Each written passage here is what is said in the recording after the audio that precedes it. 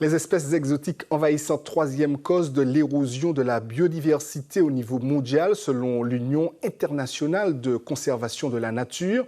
Chez nous, de nombreuses espèces animales et végétales en font partie. Elles étaient d'ailleurs au cœur d'un séminaire organisé par le Parc naturel régional de la Martinique. Franquette Montmariette, Christelle Sivat. Une belle prise, car cette iguane, véritable reptile, qui s'accouple durant la saison sèche, produit 15 à 30 œufs durant la saison des pluies. Elle est la cible de cette brigade spéciale du Parc naturel régional de Martinique. Leur mission du jour, capturer les espèces exotiques envahissantes du territoire.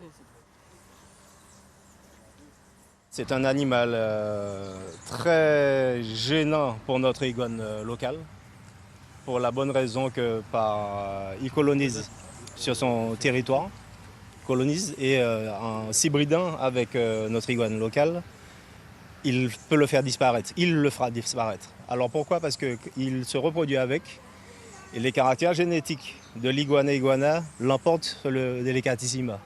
Ces reptiles ont en effet colonisé ce secteur du quartier Volga-Plage à Fort-de-France. Ils sont nombreux dans cette zone très boisée. Leur capture n'est qu'un simple exercice pour ces soldats de la protection de la biodiversité du territoire. Ce travail consiste à éliminer l'iguane commun, classée invasive, et on essaie d'intervenir au moins 3-4 fois par mois, ça dépend de la fréquence en fonction des autres missions qu'on a. Nous intervenons pas seulement sur l'iguane commun, mais sur le raccoon, la mangouste, le gecko. Et c'est justement l'intérêt de ce séminaire réunissant différents acteurs. Cibler les espèces animales, mais aussi végétales, est au centre des débats. Pendant le séminaire, on a une première session introductive justement pour lister la plupart de ces espèces, qu'elles soient animales ou végétales. Nous avons aussi, par exemple, au niveau marin, le poisson-lion.